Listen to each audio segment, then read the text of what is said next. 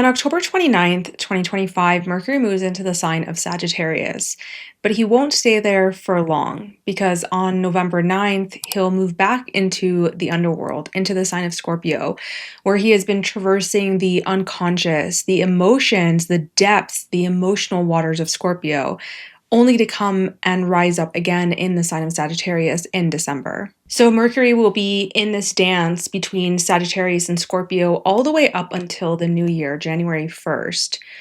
We've talked a little bit about Mercury and Scorpio previously when this transit happened, when this ingress happened. So today I want to talk about Mercury moving into Sagittarius, its journey back into the underworld, what that meaning is, and the threshold that is in that space between Scorpio and Sagittarius. In Vedic astrology, this threshold is called a Gandanta point, which is a volatile area where there is immense intensity, but also a lot of spiritual transformation available as well. This is where emotion meets belief, where the personal becomes a philosophy, and this is where our stories can either liberate us or trap us again.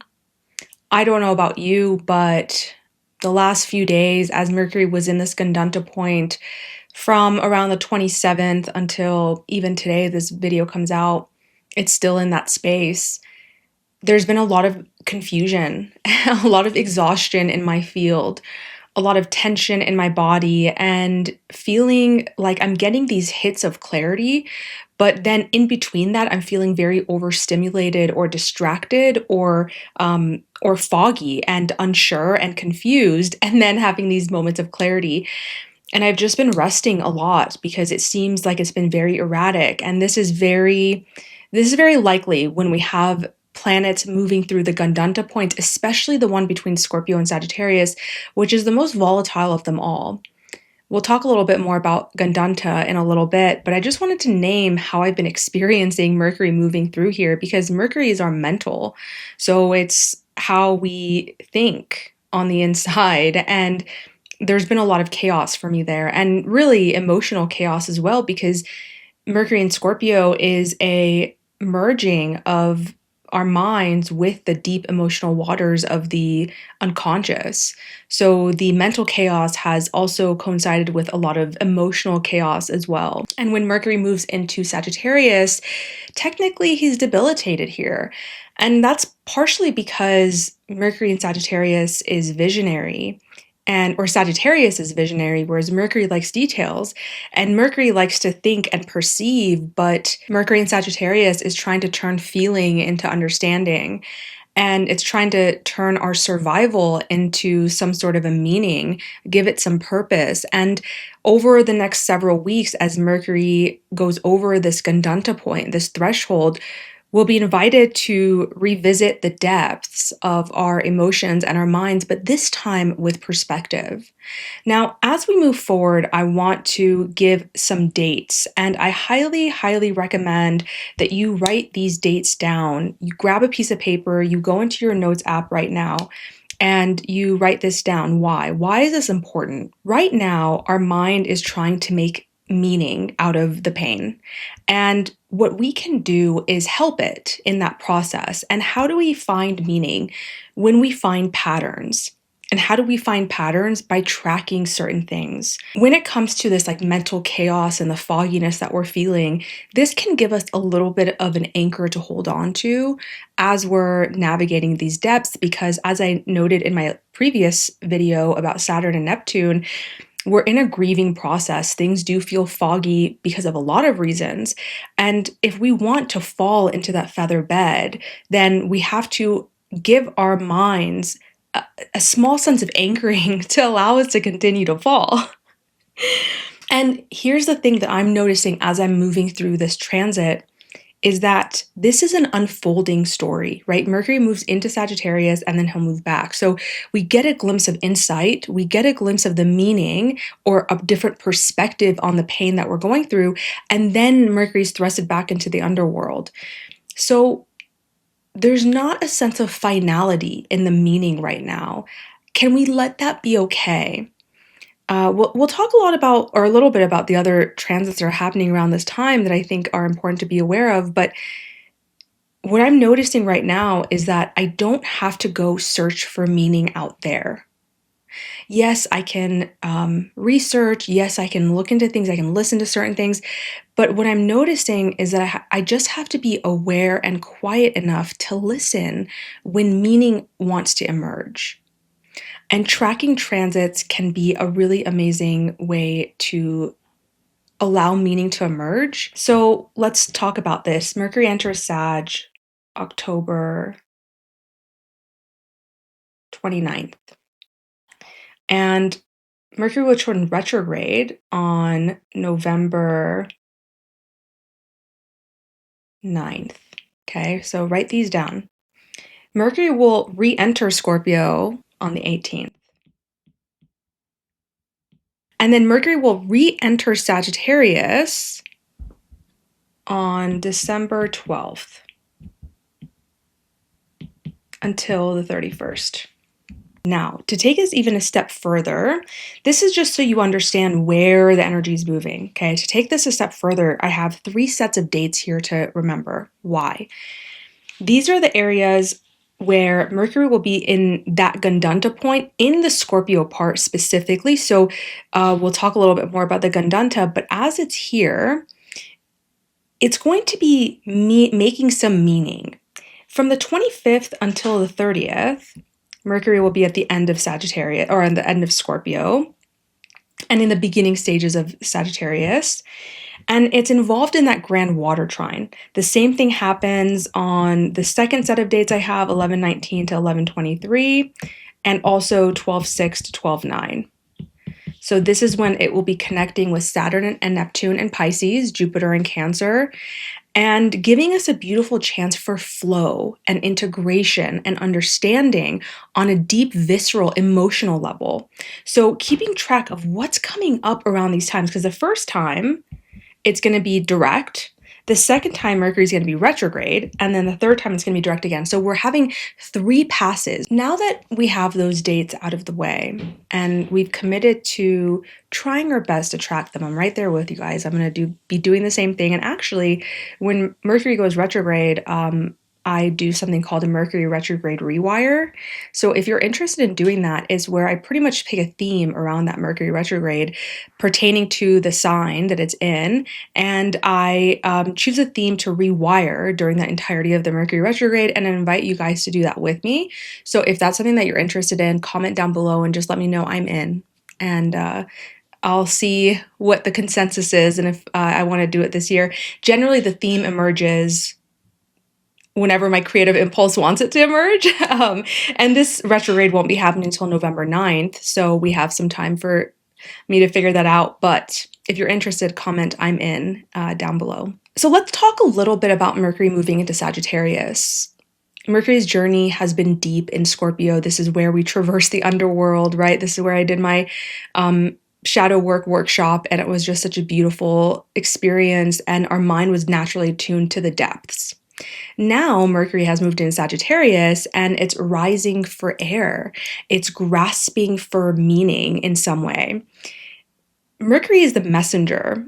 And when Mercury moves into Sagittarius, as I said previously, it is technically debilitated here. But that's because Mercury here is making myth. You know, Mercury likes plans and it likes details. Sagittarius likes the vision and it likes to explore. It likes to bring stories into the mix. And so this is the story of what our pain means. Now, as I mentioned, in order for Mercury to move into Sagittarius, it has to go through this Gandanta point. Let's talk about that a little bit. Now, if you're a Vedic astrologer, this Gandanta point is obviously going to be in a different part of the sky because Vedic astrology uses the sidereal sky. However, for today, we're going to use this as a symbol to understand that space between Scorpio and Sagittarius where there is a volatility. Gand means not, and anta means the end. So it's the not at the end or the end not. And the way the Vedics see this is that it's kind of a karmic entanglement.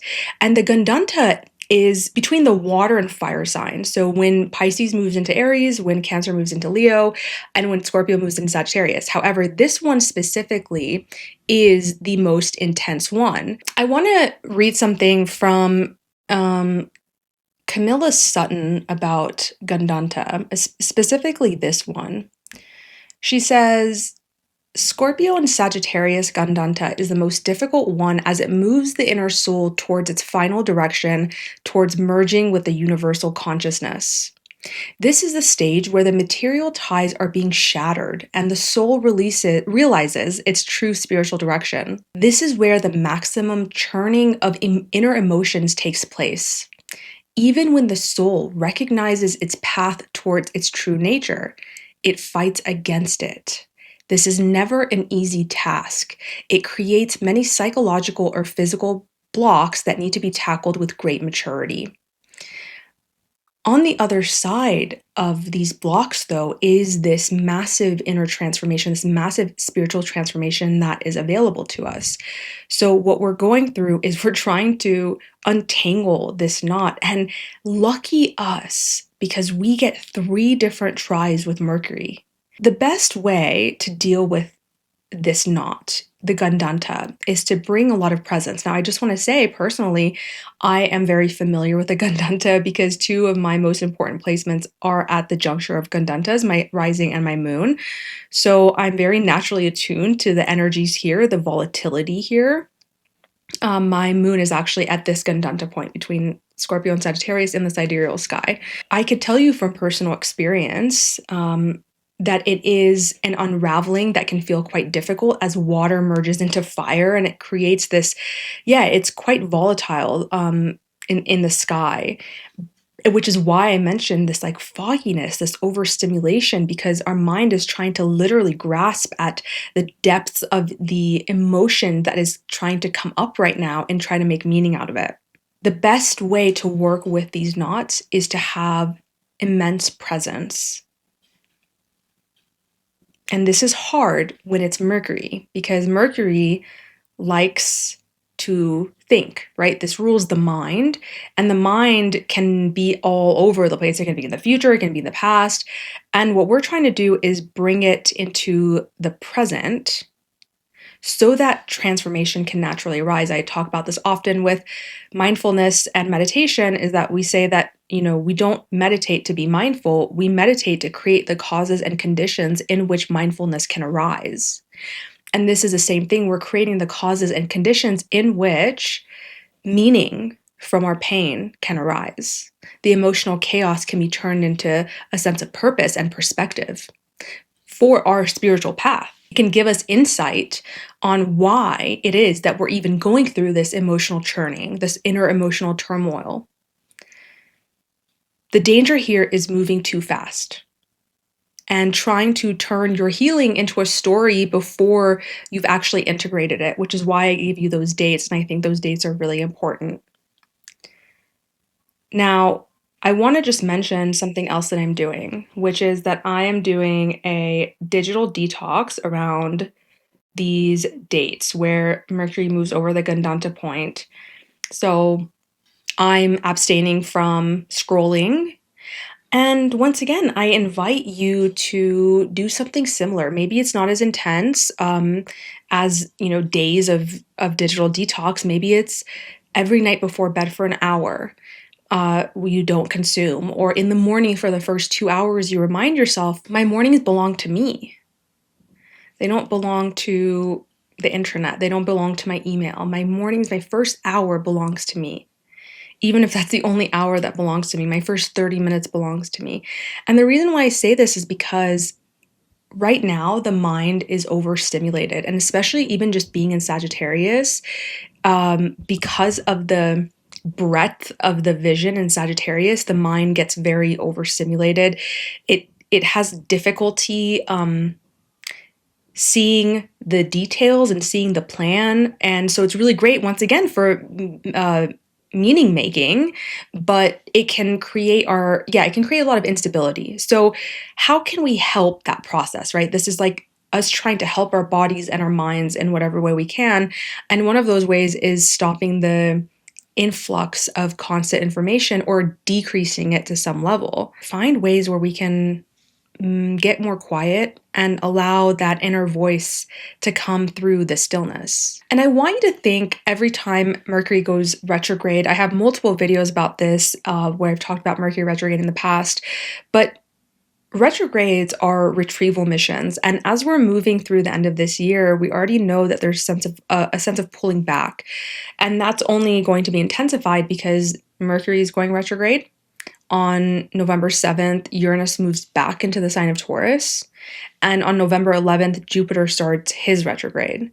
So on top of Saturn retrograde and Neptune retrograde as well, and those have moved back into Pisces, we also have now more planets retrograding. And I love retrogrades because to me, retrogrades are retrieval missions. We're going back into the depths to retrieve something and to bring it back up with us. They remind us that learning and life is not linear, but it spirals.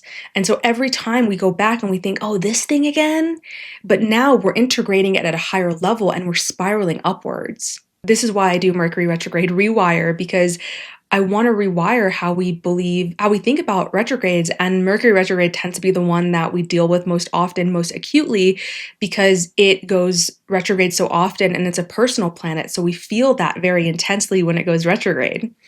But it can give us so much perspective, and it can remind us here that when we visit the emotional body again, we can do that carrying the wisdom from the fire of Mercury and Sagittarius. So collectively, we're really moving through this process of trying to translate our emotional truths into our story, into our journey.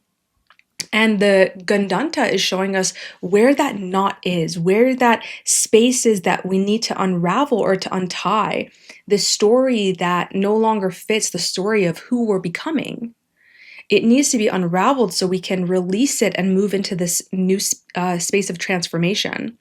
And then this Mercury retrograde is like, it's like our editor, like our ability to go in and like we write the story and then Mercury retrograde happens and we have to go back and we have to edit the story to make sure, and Mercury loves that. Mercury loves editing. So it's a retrieval mission. We're editing the narrative.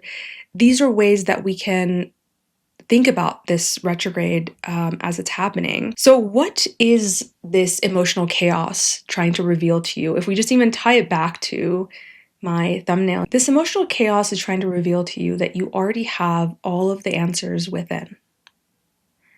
You just need to get quiet enough to hear the whispers of your soul. What do you need to do that? With Saturn trine Jupiter even, this is actually a really great time to be like researching and learning new things and building some expansive foundations. But knowing that the meaning isn't in that. Those are only supporting the meaning-making process that's already happening within. So what do you need to do to sit with that quiet, even if it's for like a minute or two a day? If things feel unstable, it's because we're not only in this, grieving stage, but we're in this creative in-between space that is so fertile, but meaning is still forming there. So don't rush the process. Let Mercury teach you how to learn with your whole being rather than just your mind. Let it get stretched. Let it see a bigger picture. What truth are you ready to speak now because you've earned it? And can you let that not be the whole story quite yet? I'd love to hear down in the comments below how you've been experiencing this time.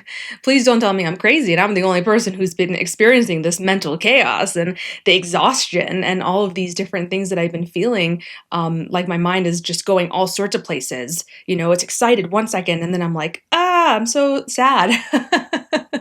Or, oh, I'm so tired. And let me know, like, what truth is it that has emerged for you? What insights have you been having, if any? And in what ways are you getting quiet to really hear this voice within? I want to thank everybody who came to my workshop. It is available for replay purchase as well, with the workbook and a little bonus that I added in there. It was absolutely amazing and such an honor to guide you guys through that process and that framework. And I can't wait until my next workshop, which will be in December, and we'll talk a little bit more about that in the next few days. I hope you have a beautiful rest of your day, and I'll see you next time.